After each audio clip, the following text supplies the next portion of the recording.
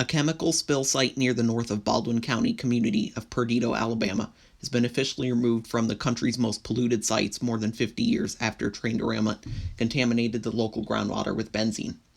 The reason for this is because it no longer required cleanup to protect human health and the environment.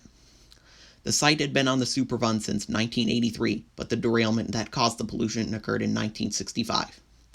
This event is an unforgettable one, which derailed 21 cars in the midst of an unincorporated community, and 2 days later, sparking an explosion that destroyed 3 houses and a handful of sheds, sent flames soaring over the trees, and ignited a fire that burned for 24 hours. It was estimated that about 7,600 gallons of benzene spilled from one of the cars, and about 2 days after the initial accident, a workman's torch sparked the explosion. Some of the benzene that hadn't already been soaked into the ground burned up, along with cars containing diethyl ether and acrylonitrile, a volatile used to make plastics and acrylic fibers. At the time of the explosion, it could be even felt a half a mile away, as Perdido resident and former railroad employee Fred Santan said, "I live a half a mile away, and the heat was intense that far away. It was a steady roar when those tanks caught fire." The town had moved on from the 1965 derailment in 1981, when local residents complained that there was a foul smell and taste in their well water. The contamination might have gone unnoticed for much longer if it wasn't for the efforts of Carolyn Presley, who at the time was a hairdresser in Perdido. At the time, Presley was pregnant and became concerned after noticing a bad smell in her tap water. Several of her customers also had complaints over the smell or taste of the water. There were then initial tests performed by the state, and they were looking for bacterial contamination. The test performed came back negative, but Presley persisted. Presley said that they hadn't heard anything about the water in a while, but one day out of nowhere she got a call. She was told not to ever drink the water, wash in it, or even wash her clothes in it. This happened to be several months after they had been using it already.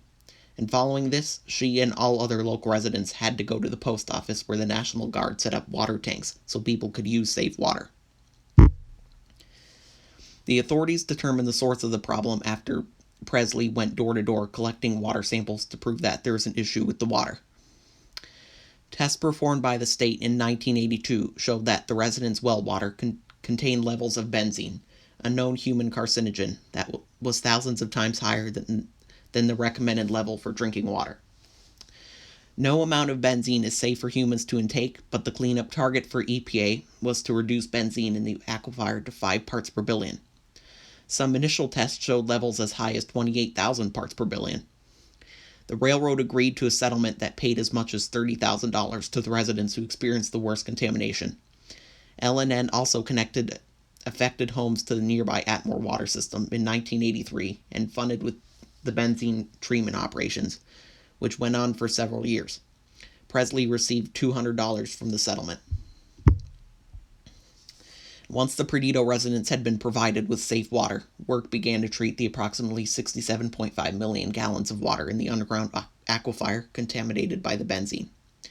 Under the EPA supervision, contractors hired by the railroad built a biosparging apparatus, which pumped the contaminated water from the ground, aerated it to bubble out of the benzene, which evaporated into the air.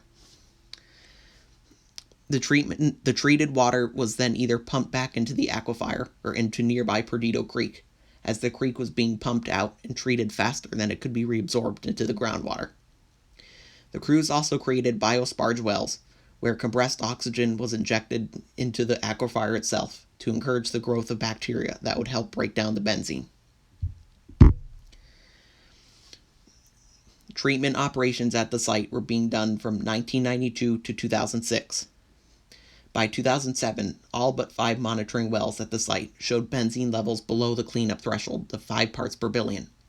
The pump and treat operations ceased, but additional biosparge wells were created around the areas that had problems. In May of 2017, EPA announced that all monitoring wells on site had shown less than 5 parts per billion of benzene for 5 consecutive years, signaling that the attainment of the original cleanup goals and the site was deleted from the national priorities list.